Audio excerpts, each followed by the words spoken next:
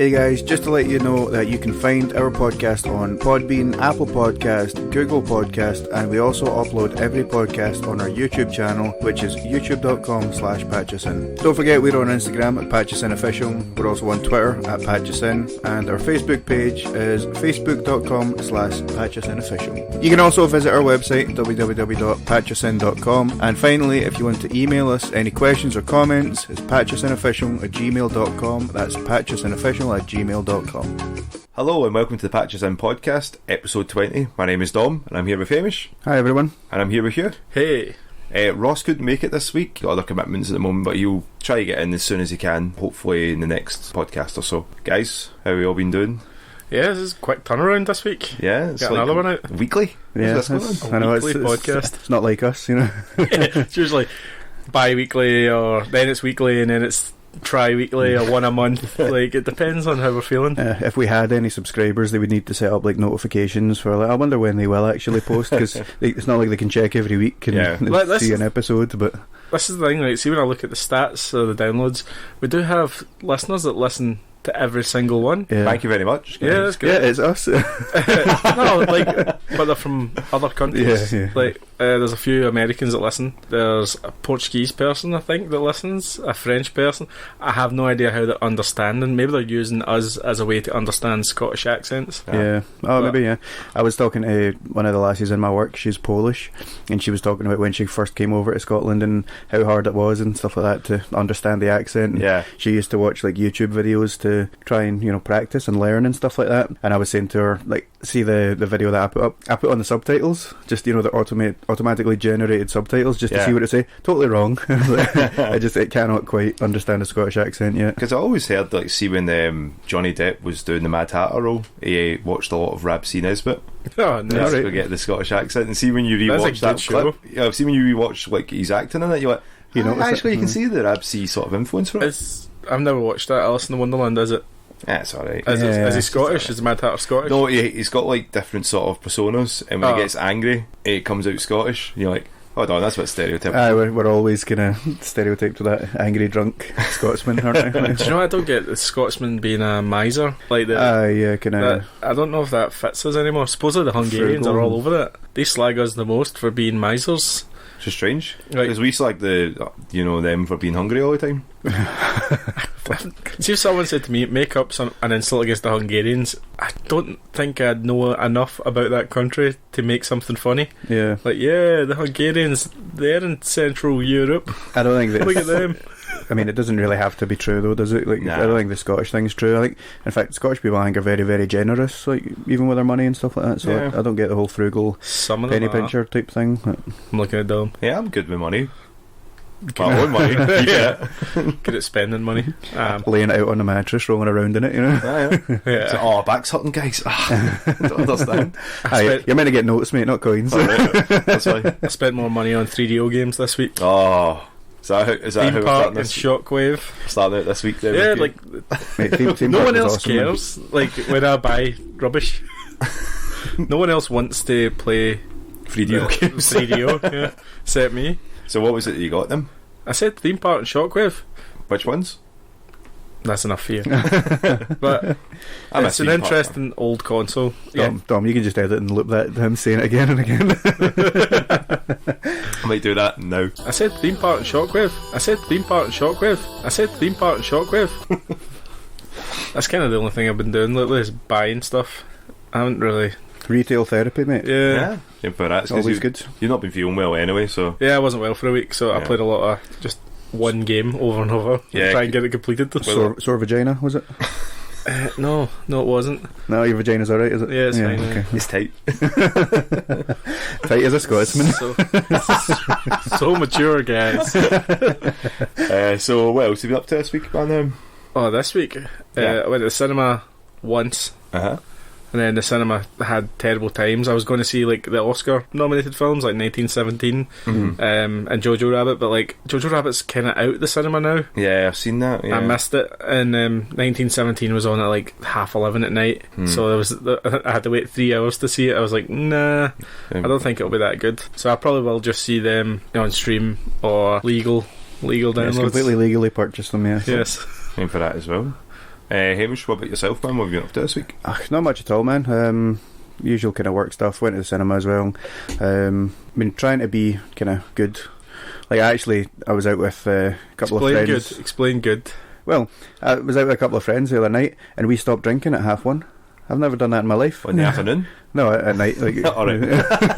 but usually we're up till like 6 drinking, you know what I mean? So, because it's Raymond and Sinead's engagement party tomorrow, so I was suit shopping and stuff like that. But yeah, I thought You're in a suit? Yeah. Well, it's also Sinead's 30th, and it's like the theme is funerals, so it's like the death of her youth, which is a bit morbid, you know what I mean? But so she's like, the theme is black and funeral-y type thing, so I had to get a suit. Like, yeah. You're going to flip. What? Weird party. I know, yeah. I'm curious to see if people actually do that. Like, obviously everyone will have black clothes, but it is a bit, like I say, morbid. But, I'm just thinking, like, I'm not wearing my funeral suit because it's uncomfortable and also not something I ever want to party in. Yeah. No, I mean that's part of the reason why I got a new suit. Like, just one of those ones. Also, it's nice to buy stuff. So there you go. Okay, everyone spend money. Yeah. I'm just going to wear a Gears of War t-shirt and Are you coming black now? joggies. Maybe that's all I'm saying right now. Fuck's sake. I'll edit this out if Probably. you don't show up, man. I think we are. I'll edit it out. It'll be fun anyway. We'll get Yeah. steaming and have a good time. Exactly. Just That's like what it always. Yeah. What about you, Dom? What you been up to? Again, it's just been catching up in some games that I've not had a chance to play, and didn't get a chance to go to the cinema unfortunately this week because I drew the work, but it didn't stop me from seeing some stuff or rewatching some stuff. But I ended up going and trading in Kakarot as well. Oh, because you finished that, didn't I finished it, and then I looked at it, and for all the side missions and big to cap everyone at level 100, I'm like, nah, this is... What's the trophies like? Because I know the achievements are very, very easy, and I'll probably get all the achievements without even completing most of the side quests or all of the things you can do. A lot of them, it seems like it's the main storyline for it, and then the other ones are just like eat all of Chi-Chi's main dish meals and get everyone capped at level 100 on the social, the community board. Again, it feels very lazy, unfortunately, this game for it, so that's why I was kind of glad to get rid of it. But I ended up getting, 32 quid for it, which, for a game, when you're trading that into sort of any sort of like game station game. you usually get fucking pennies on the dollar for it. You usually get really low. I mean, it was only I like 8 how you quid. brought it old school with Game Station. It's Game Station. When I went up to Clydebank and I seen it wasn't there, it was replaced by a jeweler. It made me sad. Yeah. And then I was like, what's happening? CX is there though. CX isn't that bad. No, see, that's where I traded it into. A game were only wanting like, they'll give me a 10 off for it. Nah, see you later, mate. What game did you get? Did you get? I didn't. I just got it just for the monies. The monies. The monies. You didn't even take credit. No, because there was no game. I had a wee look before I left if there was anything decent there. I was like, because you get an extra 5-6 quid. Yeah. If you would. It's like an extra third. Yeah. But there was nothing there until April for a game. So Final Fantasy and that aren't out yet. There's nothing that's. But there's no point. There's no point in waiting until then to trade it in because you didn't get as much then. So but Death Stranding was there for 45. Is it still 45? 45 quid, and I'm like, nah, I'll wait. I want to play it, and I want someone else to play it so we can figure out if it's good or not. Roddy said he enjoyed it. Yeah. Said it was weird, but he did enjoy it. I had a few people say they've enjoyed it as well. Simon said it was really good, but it was like you have to get by the start. Simon probably said it was good because it was on the PlayStation. I thought you meant because of Hideo Kojima, or because Jason Statham's in it. There's so many cameos in it. Edgar Wright's in it. I'm like, wait, what? Yeah, Simon liked that. I remember Simon said he was never going to watch Ant-Man because Edgar Wright left. Yeah. And I was like, it still could be good. It was still a good film. I enjoyed it. I really liked it for it. So, speaking about movies, Hugh, do you watch any movies? Remember movies? Movies? I went to see Birds of Prey and the Emancipation of Proclamation. One Harley Quinn. And the Emancipation of One Fantabulous Harley Quinn jail or something. Yeah, Harley Quinn. That's like a mouthful, man. See, the thing is, it wasn't even that before. It was just Birds of Prey. Yeah, I remember. And then I think they kind of realised, like, oh wait a minute, people want to know that Harley Quinn's in this film, so they added that on. And then now that it's not doing so well in the box office, a lot of cinemas, I don't even know if they've actually changed the name or if it's just the cinemas are doing it to try and get a bit more money in, but they've changed it to like Harley Quinn, Birds of Prey, which should have been the title from the start. Yeah, because it's after, you know, like Suicide Squad obviously didn't do very well, and I think a lot of that is to do with this, but people did like Harley Quinn and Margot Robbie's portrayal of Harley Quinn in Suicide Squad. Yeah. So if you at least let people know this is a film about her, rather than just Birds of Prey, which unless you read the comics or anything that you're probably not going to know about, it's not going to bring people in. It's only made, what was it, like 55 million or 60 million or something like that in its opening weekend. So it is at a loss, even though it's like the cheapest DCEU film ever made. It only cost like 90 million. There wasn't massive set pieces in it. No, there was really, a couple of cool looking things, but nothing effects heavy. The certificate as well, I think it's like a 15 here, but I think it's rated R over in America. Really? I think so, or there was some violence in it.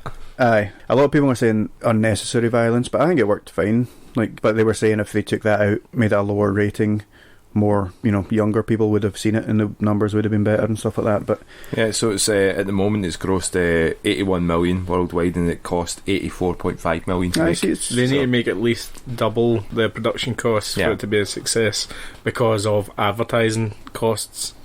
Aren't DC and Warner Brothers really bad for that though? That they just blow the load in advertising rather than. That's why there's always the double. You have to take in almost double what you paid. Yeah. But there wasn't a whole lot of advertising for this film. I don't really remember much. I can remember some clips in the cinema. There was some, but I know that one of the reasons it's not doing very well is because it's got that crowd on Twitter that are against women in general.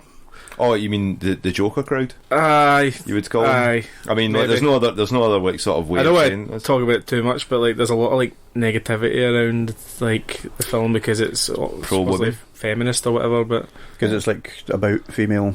Well, superheroes and that kind of thing. Yeah, it's so strange. I mean, I want to talk about the actual substance of this film, right? Because it is fun to watch. Very fun. But like, there was bits in it I was annoyed at. Like Mary Elizabeth Winstead, she's in it as Huntress. Yeah. But she's only in it for like the crossbow killer, mate. Yeah, she's only in it for like 10 minutes. Well, like, you see glimpses of her, but like, her character's not. If you cut her out, it would make a huge difference. The story, her wee story's, you know, nice. It's good she gets her revenge and stuff like that, and it kind of fits in, but you don't get to know much about her. I think she's got like 5 lines in the whole film. The thing is, like, this is more of a... Oh, you've seen this as well, Hamish? Yeah. Okay. Let's see this. This is more of an origin story of the Birds of Prey, which Harley Quinn is the vehicle to bring them into the DCEU, you know what I mean? So it's only really at the end of it that they actually become the Birds of Prey, you know, the team of female superheroes.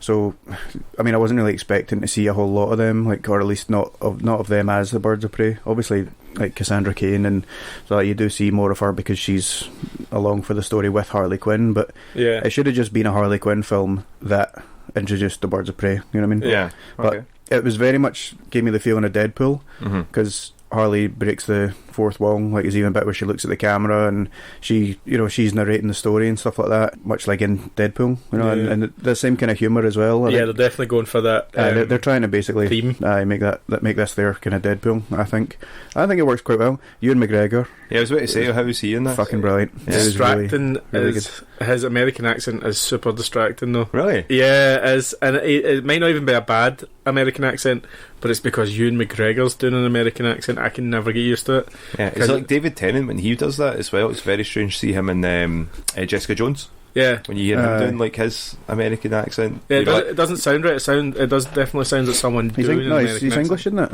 English, sorry. English, right, but still strange. Yeah, because he is obviously Scottish. But he was good in his role as Black Mask.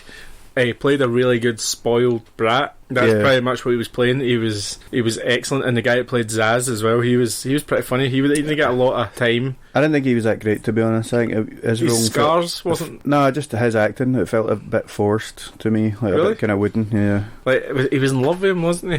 Zaz. I think they were partners in it. Yeah, I think that was the whole thing. Like, Ewan McGregor's a great actor. Yeah, hello there. But like, he tried really hard, but I don't know. It wasn't like intimidating. It wasn't the best villain, especially Black Mask in the comics being very vicious. Different and vicious and an actual proper mob boss and stuff. Maybe that's why I wasn't super into it. But I thought he was quite menacing. Like, especially, I won't spoil it, but the bit where he's in the club when he's talking to the woman, the patron. Yeah, you know, like, that was pretty fucked up, man. But the thing is, if it came down to him versus any one of the protagonists, I was like, well, they're easily going to beat him because he's a spoilt wee brat. He's just got an anger issue. Like, it wasn't like physically imposing. They didn't do anything actually that bad. Zaz was his muscle, and Zaz cut the people up. That's what Zaz does. I was like, cut them bitches. But I don't think I'll watch it again. But I thought it was fun. It was, like, I didn't regret going to see it, but I don't think it was that. It wasn't like a stellar comic book film. Yeah, it lacked like the punch. Yeah, like they obviously wanted to make it cheaply a Harley Quinn film, but why call it Birds of Prey? Because the other characters didn't really get a lot screen time, and I know what Hamish was saying, this is the lead into it, but like, you want to give everybody an origin, not just it should have just been a Harley Quinn film that introduced those characters, but not an actual origin film for them, because if it's going to be an origin film for them, you want to see them, you want to establish them before, whereas in the next Birds of Prey film, if they make one, people are still going to be like, I don't really know a whole lot about these characters, so that's going to be like an origin part 2. Harley Quinn's got 2 hyenas in the comics. Only one in the film. That annoyed me at first. I was like, oh wait, why she only got one? Kind of bugged me as well. How about you silly thing to get even in Injustice 2, like when she special, that's 2. That's what I was like. I think it's inconsistent. It's the Batman animated series. I remember watching. She had 2. She's always had 2 in every other medium that I'm aware of. I think they could only afford one.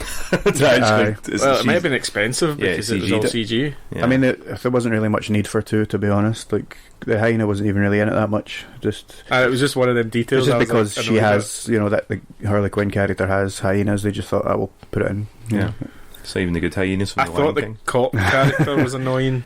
She was, She was like... So you said superheroes as well? Like, are they not anti-heroes or villains? Or well... She's an anti-hero, but she is the hero of the film.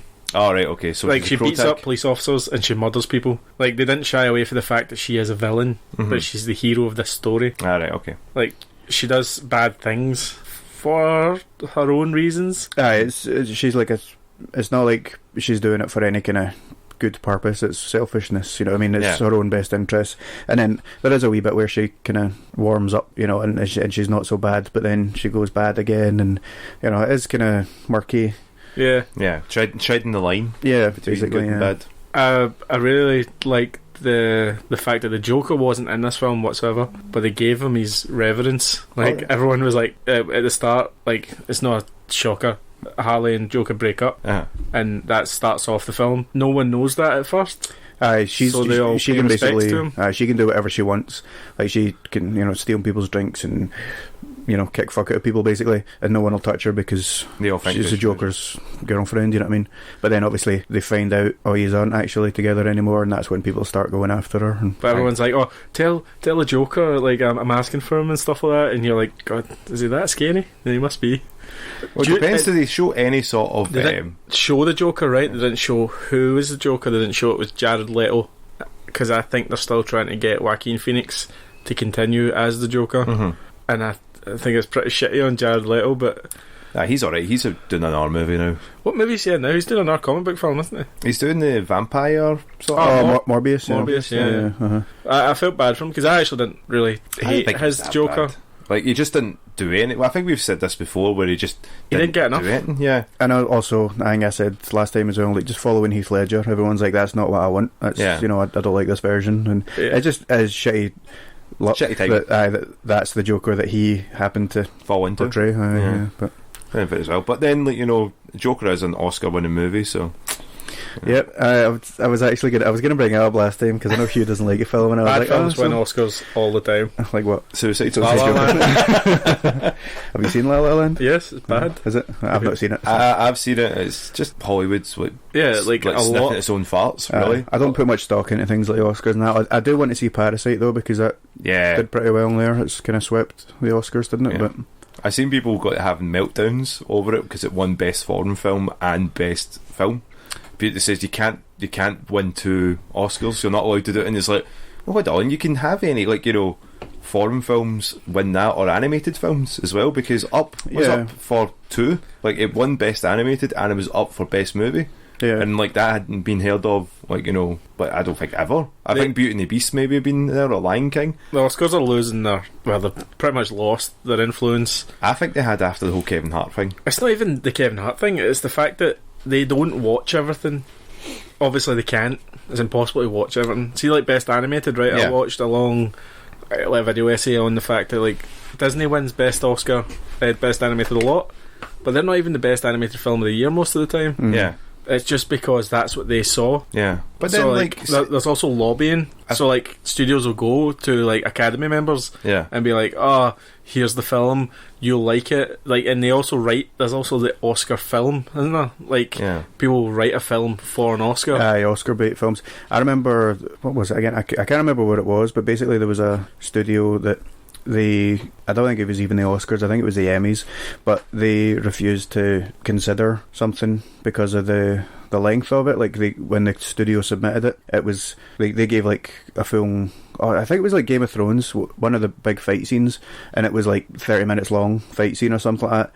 And they were like, nah, it's too long. They try to say it's not a scene at that point. They're basically just like, nah, we don't look at things that long. It's like 6 minutes or less. I have heard a lot of people see that are part of like the Oscar, voters and all that for it. They do get like an app where they can actually watch it like on Apple TV or Android, so they get to watch and have it all at their fingertips to watch all the movies that have been nominated. Yeah, but half the time they go, it's like us when we're going through Netflix. You're going to be like, that looks okay, I might watch that. You're kind of spoiled for choice when it comes down to it. And also coming to demographics as well, right? Because I was listening to Fat Man Beyond, the Kevin Smith podcast. He wasn't actually on this week. It was Katie Sackhoff and who played Lucifer's mum? Tricia Helfer and Mark Bernardin, a writer that works with Kevin Smith a lot. Yeah. They were on it and they were all talking about Oscars and stuff like that. And Mark Bernardin was saying that the actual like the lobbying run, like you do like a tour, a lot of them go to old folks' homes because that's where a lot of the academies are, like retirement homes. Right, okay. And like they say, oh, like I've made this film, like, oh, it'll really resonate with you, like, because the academy is generally majority older, majority white, majority male. Yeah. So like something that they'll relate to. Like, so like 1917 might not, like a younger person might not be into it as much as someone who's older and is into war films and stuff like that. They sort of have some sort of relation to that, like, and they can have some sort of experience, or they've heard of it, or they have, or they were there, World War One. Mark Bernardin was also saying that I think it was the only actor that got nominated, like a black actor that got nominated, was a black woman who played a slave, and he's like, it's the only way black people can get nominated is if they play slaves. Was that Harriet Tubman? Or I can't remember what it was. Denzel got like a award nominated for it, but then he was playing like you've mentioned it, he was playing like a scumbag dad, I'm sure, for his Oscar winning one for it. He won Training Day, he won an Oscar, did he not? Scumbag police officer.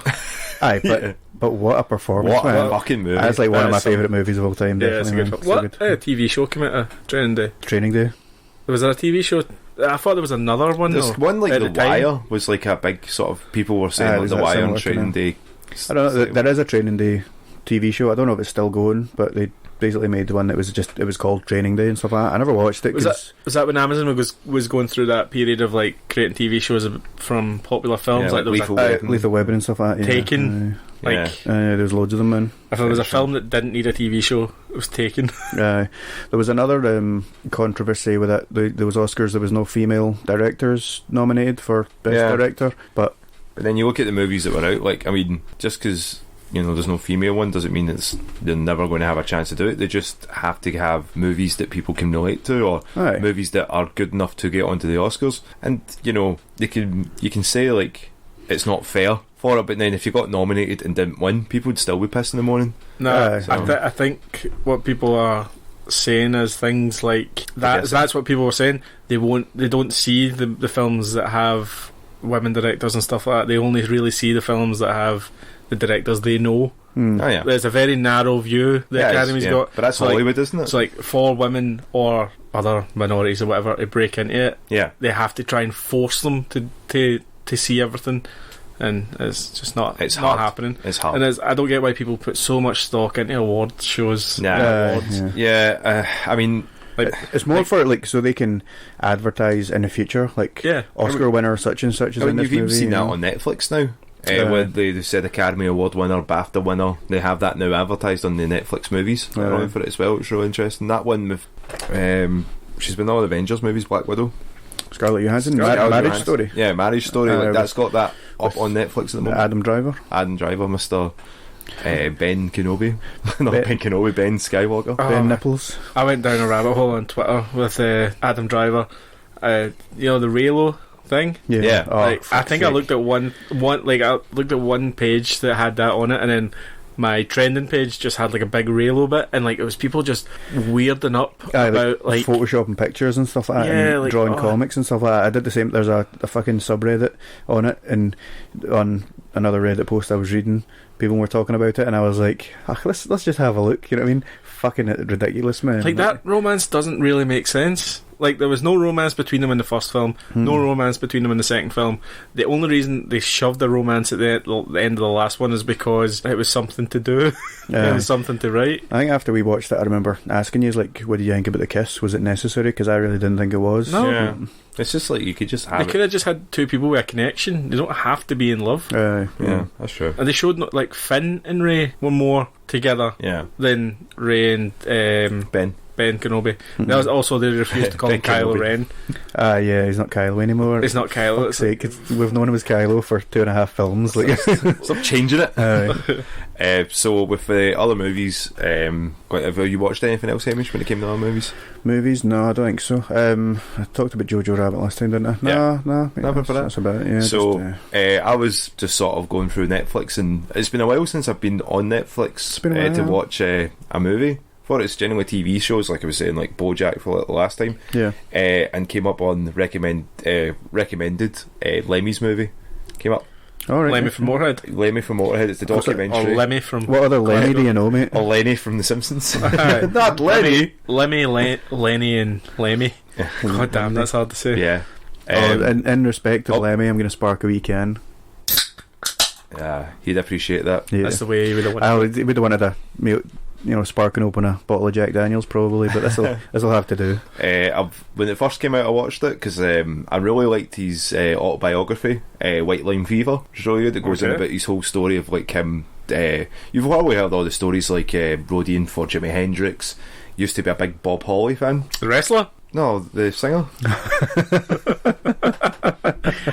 I didn't know you liked hardcore Holly. I meant to say Buddy Holly. I was thinking Weezer, but no, the singer Bob Holly. Sorry. I was going to say I've never heard of a singer called Bob Holly. I just kept my mouth shut in case it was like some famous rock star called Bob Holly that I hadn't heard of. Old spark plug. I've been listening to another podcast that has actually been talking about Bob Holly's autobiography, so that's probably why it's came in. Oh, the Book of Lies. No, it's like it sounds like a genuine book about him talking about being a NASCAR driver and all that. You're like, what the fuck? Do you remember buying the Hulk Hogan autobiography? No, I remember like Dom, do you want to, there's Hulk Hogan's autobiography, or as I like to call it, the Book of Lies. Like everything in it, everyone is like contradicted. It is just him going, like, I didn't do it, and people just gave me money. Like, I didn't do it, and people just let me win.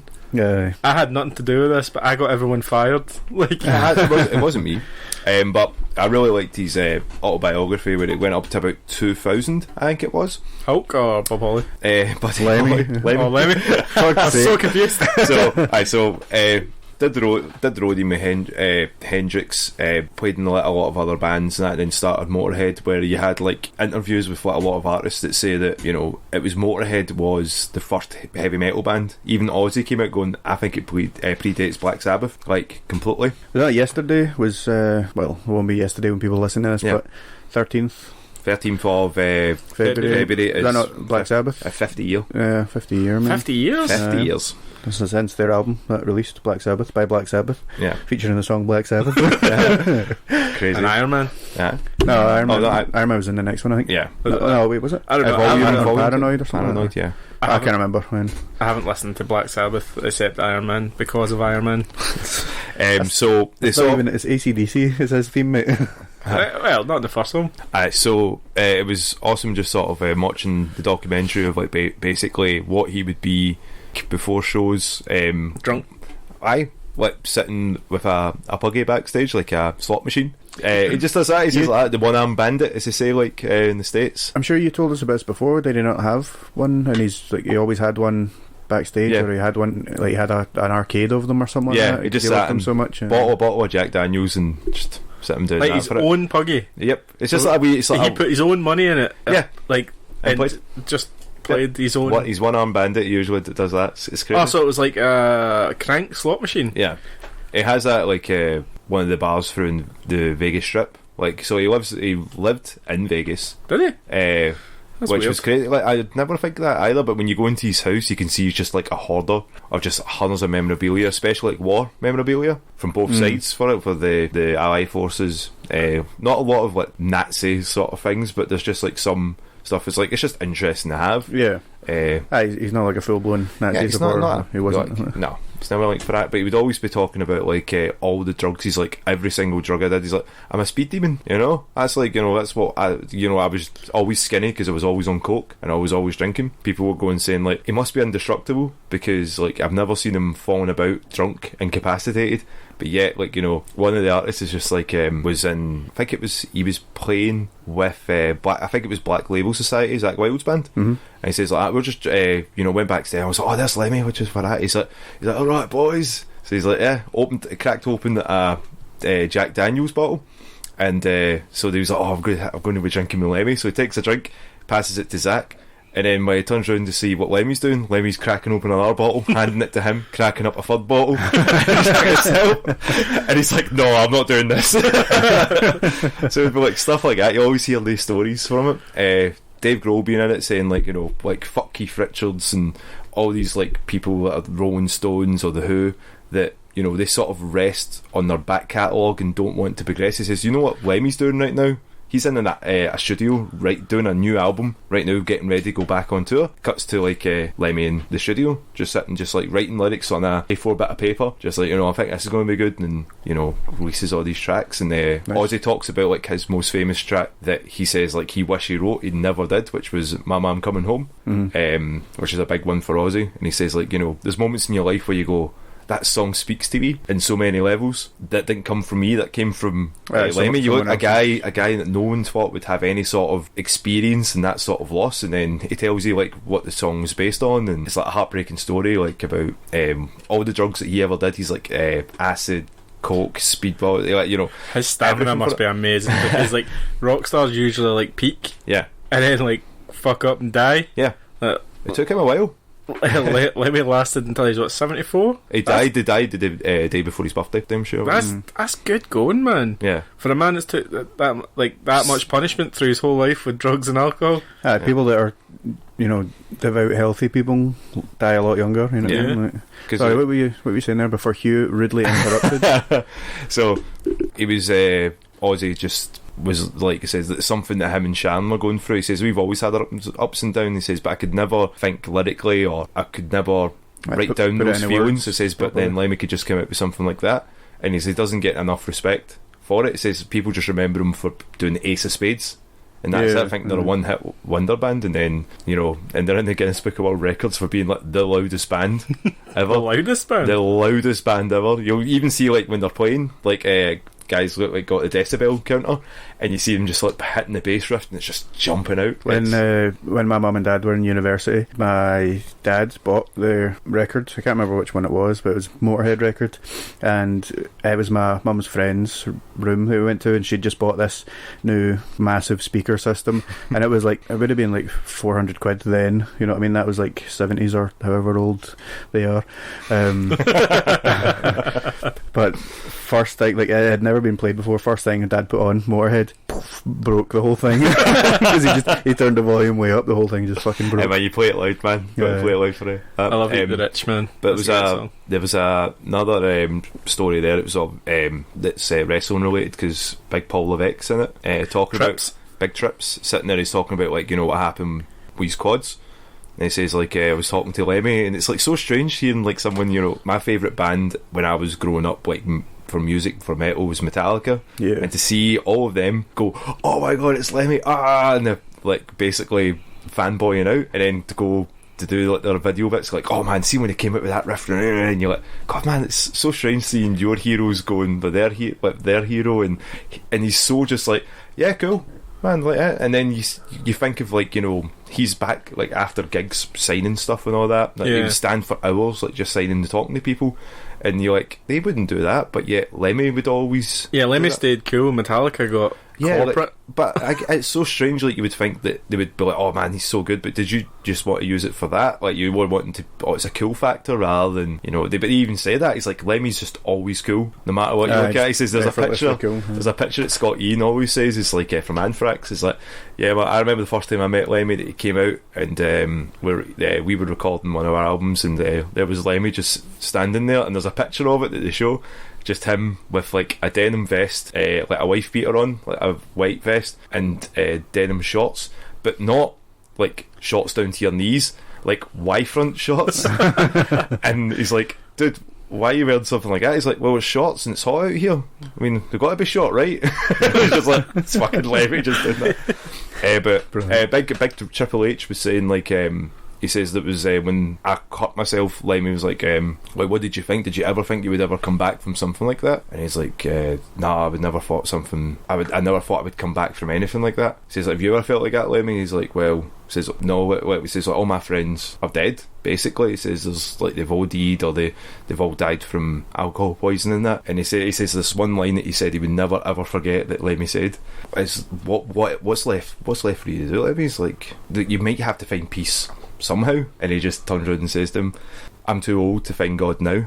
And you see Triple H just going, but it's pure heavy. It's like one of his big idols telling him something that's like that depressing for him. He says, but he continues to go on, continues to tour, and you see him like doing all these backstage antics, and everyone wanting to meet him. This lassie like with a big motorizer tattoo on her chest, getting a signature on her tit, and you feel like that, this is fucking awesome. And then she gets it tattooed immediately after the show, like his signature. And he's like, he says, you get fans like that, that's what's keeping the lights on, that's what's keeping us going and getting the chance to write records. Also, his second name is the coolest, most metal second name in the world, Killmeister. But you get to see them playing Metallica, get them on stage and have them playing with them as well, which was awesome. I think it was a Motorizer, I think they were playing. So they see like Lars Pure loving it, because that's his number one band is Motorhead. So it's like anytime you always hear him, it's always Motorhead, fucking Motorhead, yeah. And when he died, like a couple of years ago, I can remember it was quite strange. We all went round to Rory's house to watch it, and we're all drinking Jack Daniels, going, this is really a bit morbid, isn't it? We're sitting watching, you know, a funeral for it. That's a nice tribute, I think. Yeah, and it was good, which was like so crazy. You get to hear all these people talk, like, you know, he's even said, like, in the documentary, it's like, if I think they said, if Lemmy dies, not like when Lemmy dies, it's if Lemmy dies, it's like no one's going to be like, oh man, I miss Lemmy, man. They would all be just telling about the good times with him. Must have had a lot of good times. 74 years of drinking and alcohol. That's what drinking alcohol, drinking the drugs.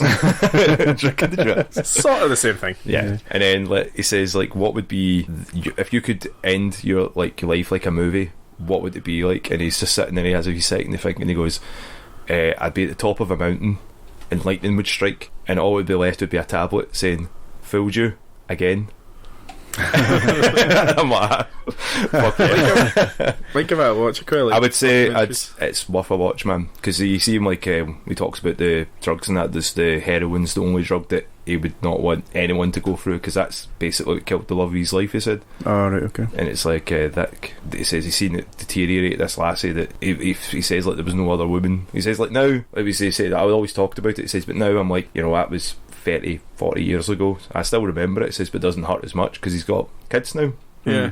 And there's like one sweet moment that's in it, and it says like what, and he's in his house all hoarded up with all his stuff, and he's like, what's the greatest thing you've ever created or achieved? And he's like, my son. And it zooms out and you see his boy just like looking bewildered, that he didn't expect like that answer to come from him. Yeah. And it's like nice and sweet from a metal legend. And then just start talking about, you know, and you hear that and you go, oh, that's nice. And they go, oh, we should tell him that one time that, you know, I was banging your girlfriend, you were banging mine. And you're like, wait, what? It's like, yeah, some people are into that. And I'm like, what? Cuts back to like to his boy when you're talking about that, because he plays guitar, musician and stuff like that.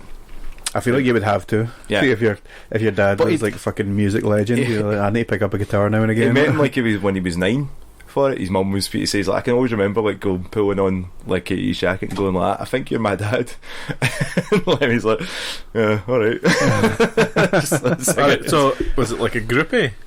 I think it was like, or one of his like the mother was a groupie is what I'm trying to say. Yeah. Well, he has a lot of like relationships. He always says is like he says, I know women more than a lot of people give credit for. He says, because he didn't have a dad, and it goes on about that in his book, but it also says about like he was raised by his gran and his mum, and it sort of like shaped him into being like, you know, that kind of character where he would do anything for anyone. And it can be like a bit of a downfall, especially when you're he says like when you're on coke all the time, that you can't sleep, and then when you do sleep you're comatose, because like that's the reason why in Hawkwind, like when they were a pretty big band, like we wouldn't really know, because like they've only got like that one song that, you know, Lemmy sings in, like I am a running machine, that song. I don't know that song. Yeah, you see if you play it, you'd be like, right, I know that one, because it's played on the radio for it, because again it's like a psychedelic rock sort of jam, because it was like a 60s 70s sort of one. But you said like, you know, you treat everybody with respect until they disrespect you, and then you just don't bother talking to them, or you don't have time for that negativity. It's crazy. I think it's always interesting when not so much people like us, I don't think, but the mainstream people, you know, the vast majority of the general population, they look at people like Lemmy and Marilyn Manson comes to mind, and they think, he makes rock music, he must be a bad person, he must be like in line with the devil, or he's an idiot or something like that. But then you actually hear them speak and you're pleasantly surprised, like, wow, they actually know what they're talking about, they're not idiots, you know. Yeah, it's crazy what the music industry's like that for it. But I mean, I thought Motorhead would, like, you know, I thought Lemmy would be in like a big mansion or anything like that, but he's just in a wee flat in LA, and it's... I thought it's Las Vegas. LA. Does it talk about the rumour of him and the Nolan sisters? No, they don't. You know that rumour? No. Is it Top of the Pops? Why don't you tell the viewers, Hugh and me? He banged both of them backstage at Top of the Pops or some shit. The Nolan sisters? Yeah, like, it was like the early 80s, it's like, they were like a singing group. Alright, okay, I didn't know them. And I think a couple of them are still on TV doing like Loose Women and stuff like that. Oh, they're loose now. But like they always asked him, and he was like, not kiss and tell. Like, and they would never say it neither. Surely that's a yes. But no, but then that's the thing. He's like, there's no point in me talking about stuff like that. Yeah, but if it's a no, then you just say no. You know what I mean? That's just my way of like saying yes, but not actually saying yes. That's like, you know, there's like, oh, don't kiss and tell, wink. It's like, yeah, that's a yes. That's a hard yes. Is that a wink, or is he just drunk? Have you guys been watching anything TV show wise or anything lately? Hamish, you want to take this one? Yeah, I've started watching, and I thought you might have started it, Hugh, but I don't know if you know if it's out yet. Mythic Quest, Raven's Banquet. Oh no, I didn't know it was out. Yeah, it's out on Apple TV. It's Rob McElhenney, the guy that did Always Sunny in Philadelphia. Yeah. It's his show. I think we saw the trailer for it at E3. Yeah, I remember for that. And we talked about it on one of the very, very earlier podcasts. Yeah, I've only seen like 2 or 3 episodes, but I'm liking it so far. It's just, I get the same problem with that as I do with things like The Mick, which Caitlin Olsen, Dee from Always Sunny's in. You're expecting the rest of the gang to show up. Yeah, you're just like, oh, where is everybody else? And then you're like, Dee, you bitch. Because they get such iconic characters. And Hugh, I don't know if you're still watching Community, but Danny Pudi, who plays Abed in Community, he's in it as well. Really? He's in Mythic Quest. And, you know, between him always associating in my mind with Abed, yeah, you know, and I'm expecting like Chevy Chase to fucking show up, or Troy coming out, you know, like, and Rob McElhenney, like, it's a wee bit distracting, but I'm still enjoying it. It's funny, it's good. It's also interesting as well, especially I think people like us would like it because it's about game development, and we obviously like our games and stuff like that. And it's like an interesting concept as well. So you get Apple TV now? Yes. So did you get that free? Or is that subscription based that you've got at the moment for the Apple TV? You're grassing them in. I got it. I've got an iPhone, so I got a free trial. So good call. No, it's good. Like, I don't know how well it's going to do, to be honest, because I think a lot of people culture these days, as video games are big and stuff like that, and people know it. I'm thinking maybe more like even 10-15 years ago, where it was seen as geeky to be into video games and stuff like that. Yeah, but. So I'm not really sure how well it's going to do, you know, and then obviously that will affect if it will get renewed and stuff like that. But Apple are throwing their money about for this, like for their big TV push as well, because again, where I work, they've been just trying to push Apple TV and Apple Arcade. I didn't know you could get Apple TV in the UK. Yeah, I thought it was an American thing only. Pretty sure you can get it here, right? Yeah, because they sell Apple TV boxes with the 4K output, stuff like that as well. Right enough, yeah. Hey, Apple. No, it's good though. I mean, I would always watch it just purely because Rob McElhenney, and I really like Always Sunny. Obviously, it's a different show. It's not as dark. You know, it's not. Who writes it? Is it Rob or? I'm not sure, to be honest. A lot of the humour I would say is very kind of similar, so I'd probably say Rob does. Cricket's in it as well. Is he? And it's weird seeing Cricket not as cricket, not pure, like, you know, deformed now. Rickety Cricket. Rickety Cricket. It's good though. It's still got an essence of the Always Sunny humour, but like I say, it doesn't go as dark. Like, its first episode isn't making fun of people with special needs or anything like that, or racism. I think was the first ever episode. But so far anyway, I've only watched 2 episodes, so maybe it does, but I don't know if Apple TV would be alright with that kind of stuff, you know what I mean? But it's good. I'd definitely suggest watching it, just because, I mean, you probably would anyway, but yeah, watch it for next week so we can talk about it more in depth. Yeah, I'll try and watch a bit more of it. Like I say, I've only seen a couple of episodes, but promising so far. Yeah, because I'm just double checking to see like Charlie's got some credits on it as well. Oh, right, okay. Charlie Day. So, alright, so it'll be the same sort of vein probably as well, because he's been in a lot of. I've seen that he's been YouTube men's fitness and stuff, like talking about diet. Oh, really? For it as well, and Rob McElhenney. Yeah. Talk about it as well. Where they were asking him how he got his abs, and he's like, "Well, what you want to do is quit your job." Yeah, get that out the window. He's like, get rid of your family. You're obviously friends with Channing Tatum's personal trainer, so just call him up. And then just do that for 6 months. And then obviously the last one was get the studio to pay for it. Yeah. That's the last one. He's like, yeah, what a guy. See, at the end of it, you see I can't remember the name of the production studio, the RHJ or something like that. The thing they always see at the end of the Always Sunny episodes, and it's the picture of the 3 of them. You RCG? Or RCG Productions? Yeah. So it's that as well. But I don't know, is Dennis involved in that? Yeah. It must be if it's I think it's just Dee that's not involved. Because she's a goddamn bird. Stupid goddamn bitch. Because it's Ubi that's doing it as well, isn't it? Ubisoft. They're in partnership with them, yeah. But there is loads and loads of Ubisoft footage and games and stuff like that, like see For Honor and stuff like that, when they're talking about games and stuff. Is it just people running to and from points on a map? It's John DiMaggio in it. Is he? Yeah. I don't know. You know what? See, to be honest, I don't know if I could tell you his face if I saw it. Yeah, you just just hear the voice and you're like, that sounds like Bender. Is that Bender? Is that Marcus Phoenix? You got fat, Marcus Phoenix. But no, I enjoy it. I definitely would suggest it. Awesome. It's a lot of fun. What about yourself, Hugh? You still watching Community? I'm still working my way through Community. Some of the episodes are amazing. I like that Christmas episode where they're all in claymation. Yeah, still watching one. And Abed's kind of freaking out. That reminded me of a Rick and Morty episode. See the way they went on the journey, and it was all like parsed out like a Rick and Morty episode. It was just really nice, but very funny as well. And Abed's one of the best characters in that show. Yeah, well, he got such a range. Yeah, he has. I know he plays like an autistic guy, but the fact that he knows that he can't feel the same feeling, I don't know how it works. Yeah, like he can't. It doesn't recognize the same feelings as everyone else. He can't read a room. Self-aware of it though. Makes it funny. Yeah. Let's get for it. Yeah, Community's great. I'm 3/4 of the way through season 2. Everyone I speak to, is it season 3? 4 was the. I think it's 4. I think it was 4, the one that Dan Harmon was fired. Yeah. Everyone says that's the worst season.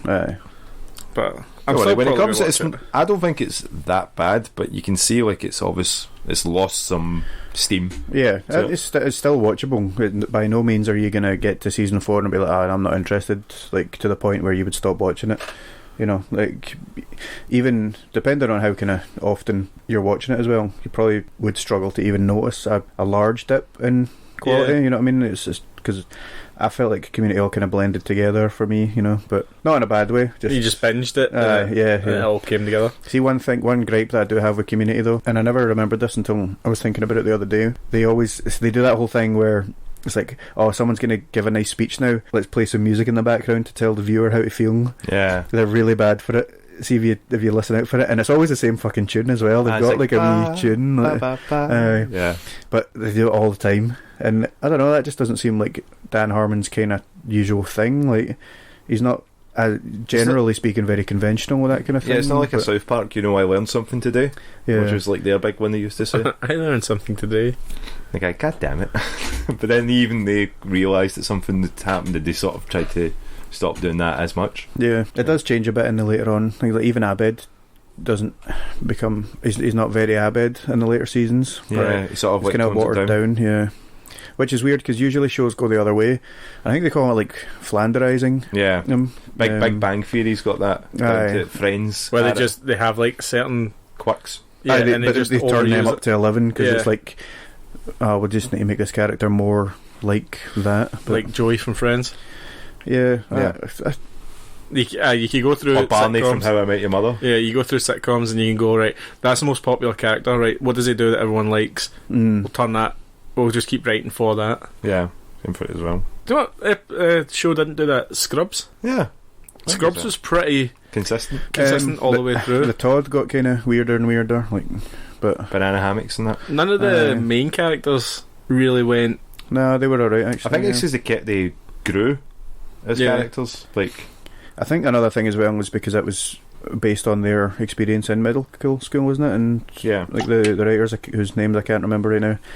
Bill Lawrence. Yeah, like because they actually went through medical school, didn't they? That's where they got the idea for it. So maybe because it was a bit more based in reality, maybe that helped. I don't know. I keep talking about rewatching Scrubs because it's just such a good show. It's because I think there's been heavy rumours that they want to bring it back. Yeah, I saw that today actually. Zach Braff's wanting to get a reunion, and I was like, no wonder you've done fuck all since that. Yeah, I honestly can't remember anything apart from being in BoJack and then BoJack recently. He made all his money already. He had a couple of films not long after it, and I kind of feel that he got that. He did that whole same kind of I'm away to become a movie star thing. And it obviously didn't work out well. Well, he did a lot of Broadway stuff as well. Yeah, like because he was doing that. I can't remember what it was called, Beach Life or something. He was did it in Glasgow and all that, and that sold out just on his. Just for the name alone. Yeah. On Twitter, I think it was the Weekender. I think him and Donald Faison put something up saying that they would do a Scrubs podcast. Yeah, where they would like talk about each episode. Yeah, I'd listen to the shit out of that, man. There's a couple of lassies, Jenna Fisher and Angela Kinsey from The Office, have started doing that. I think they've done it. Started a few months ago, but basically just every week or so they'll talk about an episode of The Office that's awesome. And go through it. I think it's quite a good idea if you're a big fan of that and get some behind the scenes stuff. You know what I mean? But I've not bothered listening to that. It's because it's basically, I think podcasts now are like basically the DVD specials of like a lot of TV shows. They stopped doing that. I mean, I don't know if you've seen like James Rolfe's thing about Blu-rays. I had put up a video about it, and some of his gripes were you're like, but come on, man. Like, see the animated menus gripe? Yeah. I used to hate animated menus because you'd be like, them too. How do you get down to that option? I can always remember the Family Guy one. Always do my nutting. The 10 second, or even not even 10 second, 3 second loop, and then you hear going ha ha ha ha, and you're like, oh fucking shot Peter Griffin. And then Stewie just ooh. A couple of his gripes were weird, and the best one was the gripe about there's less special features now. Yeah, so for some. I used to love watching the special features. Another thing with the DVDs and that I did like though was, I can't really think of any examples. I think the Grinch had one, but there was like wee Easter eggs, and it would be if you moved the cursor to a certain bit and then pressed left or up when you normally wouldn't, there'd be like a wee secret button, and you would find like an extra wee outtake or something like that. That was cool. Yeah, they don't really like an in real life Easter egg. You know what I mean? But yeah, they used to be labelled on the back like 4 Easter eggs. Yeah, and then like you just have to try and find them. But yeah, like I would say, I would totally love that podcast. Yeah, I would love it. I would listen to that. Yeah. Also, they're never going to release it on Blu-ray. Oh God, no. Because they can't. Because the way the film was showed, the way the show was filmed, certain camera types and stuff like that, it just won't ever be in widescreen Blu-ray. Because like probably the only episode that they could possibly have on Blu-ray would be the sitcom sort of one that he did, where JD imagined everything in a sitcom based, where it was all colourful and bright, and I think it's to do with it was the way it was shot. Yeah, it was also 4:3 all the way through. Yeah, it didn't go to 16:9. It seems weird, a strange decision. But I suppose it was like artistic integrity for style of the show, because over the shoulder conversations, basically a bit like Peep Show, but not through the eyes. Do you know the way that It's Always Sunny kind of changed about season 9? Like the writing on the like, you know how it's always like time, whatever, date, whatever. Like that changed in one of the seasons, and I was like, "Whoa, what happened there?" Yeah, I'm fit as well. Sparking a weekend, boys. Oh, there we go. Is that only your second one, and we're an hour in? It's actually my third one. I just sparked the first one before we started recording. He's getting good at this. Unfortunately, I didn't get to watch much TV. Rewatching a few things. Scrubs was one of them. That's why I was like, yeah, I'm getting back into that. And then watching a lot of fan theories about BoJack. You know, like, what they're thinking of, like wee tidbits and that through the seasons. See, because now it's completely done. People have now been rewatching it and like foreshadowing. Yeah, things like that. And it's like you forget, like, oh yeah, that's why they mentioned this, and that's a callback to this episode, and you forget a lot when you've basically been sitting in anticipation to watch something. See, when you were telling me last time about them basically saying, like, tell us when it's going to finish, so because they've obviously got an ending. Yeah. I mean, have you guys ever watched My Name Is Earl? Yes. Loved that show, man. It's so good. I saw the first season or something. I haven't watched it. Really good, man. But there's it Greg Garcia. Yeah. Made it. He did have an ending planned. Because it was supposed to do with Errol's dad and that, wasn't it? Like, I think it was going to be in it, yeah. But like the basically the main end was he finds someone else who has a list of all the things that they've done wrong, and he realizes that, like, he finds out it's from someone that he helped, told them about it, and that, you know, other people have started lists. Yeah. And then he just kind of throws away his list because he's like, I've done enough. I've done more good than bad now, kind of thing. Yeah, like the karma side sort of came. He's in positive karma, basically. Right. I mean, that's what I really liked the show. It was like, you know, very like positive all the way through, like to fix your mistakes. And yeah, it's got my favourite episodes. Message. My favourite episodes was the pothole one. See, when he was like trying to fill a pot, he was just trying to do good, and they're like, "Oh, city regulations says you're not allowed to do that. Yeah, you need a permit, and we have to dig that back up and fine you." And he's like, "But you know what I mean? It's like silly things like that, and they end up going to like a big waterhole, didn't they? And they get stuck, and it's just it's and then it was just to pay a parking fine as well, or a wet parking damages. I love Jason Lee, man. He's hilarious. Yeah. Jason Lee, brilliant. Apart from, I mean, I think he's pretty hardcore Scientologist, isn't he? But is he? I think that's he is. Also funny though. At least he was. I know he was for a while. I don't know if he still is, because some of them get in and then get out without dying or disappearing. You know. But you seen the Leah Remini Joe Rogan podcast? No. Where she was like, how the whole point of Scientology is, there's like levels to it. Yeah. And she says, like, they just kept telling her, oh, next level all makes sense, next level all makes sense. Eventually she got to a level where they said, right, it's going to make sense, and she read something, she was like, the fuck is this bullshit? Like, it's interesting. So is she a level 6 laser lotus? Yeah. Laser lotus. Like, how is a religion, I don't want to get any aside as soon as you start, how's that created by a fiction writer? Believable. He's a fiction writer, a bad fiction writer as well. Aye, and he's literally being quoted of like years before saying, you know what, I could make up a fake religion and make loads of money, and then years later he makes up a religion. It's like, how is no one making this connection? That's the thing now. Do they know they're fake? Well, because they said it. Fake's relative when it comes to religions, but like, do they know that they are a scam? That is. Well, it doesn't matter. Are they just taking money from people now? Yeah. Well, like the people that started Scientology. Run it now. Of course they do. You think so? Yeah, absolutely. You'll obviously have your minions that will believe anything you say. You'll get proper kind of nutters. That Tom Cruise loves it, man, because they keep giving him like medals and shit like that. I think it's because they keep hiding the fact that he's totally gay. See the thing is, maybe. See, if you're higher up, apparently you can basically, like, because you've put so much money in it, you get favours back. If you want someone to disappear, they will make them disappear. You know what I mean? Like, when you're up at a high level. So it's scary. I feel like people like Tom Cruise probably on a base level knows this is a load of bullshit, but he likes the benefits. Not saying that Tom Cruise is going to have someone killed, but and the attention. He likes the attention as well. Yeah. I think he strives off it. Thrives off it. Should we get you a thesaurus? You're a thesaurus. Oh. So we'll just jump straight into the news then, guys. This is going to be old news by now. We've been ranting on talking shit for ages. So the PlayStation 5 price was supposedly leaked through, is it Boomerang? I think it was leaked to. Yeah. $450. But they think it's going to be higher than that because there's shortages of DRAM chips. Saying it was the manufacturing costs and stuff like that. Yeah. How much would that be over here then? Would they keep it $450? No, it would stay the same.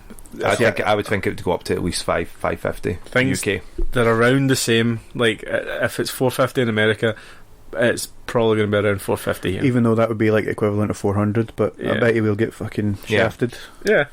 Gotta love Brexit, mate. Don't get excited here. You're getting shafted, right? If it's $500, are you going to buy it straight away? Probably. I have no self-control. Well, it depends what's coming out for it. If they're doing the backwards compatibility, it's a Christmas present for me. Yeah. I mean, I would only really buy it like day one if there was games with it. Like, there's no point in buying it and there's not any good games, and I'll like just sit there collecting dust. You know what I mean? I'll buy it if I get like, you usually get the kind of bundles with games and shit. It'll be Cyberpunk for the Xbox. No, it'll be NAC 3. NAC 3.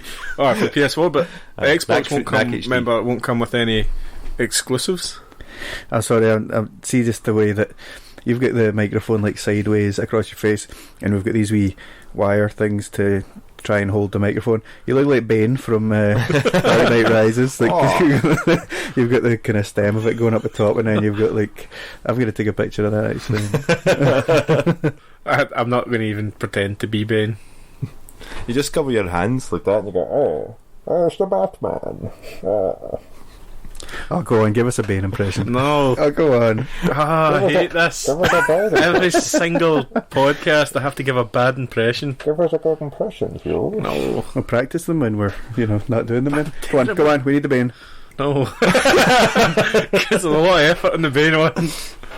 Oh. We're not doing anything else until you give us a Bane one. No. Dom's going to cut this bit until you give us a Bane one. I'm sorry, I'm going to have to wait. No. I'm not doing Bane. So supposedly it's to do with the flash memory costs are apparently quite high for it. So it's because now phones, there's such a demand for chips because of how many phones, tablets, everything now. Smartwatches, everything has one. Yeah, because smartwatches are now getting crazy. See with like some of the stuff they're trying to put into them. Fish, steak, you get chips with everything. That's not funny.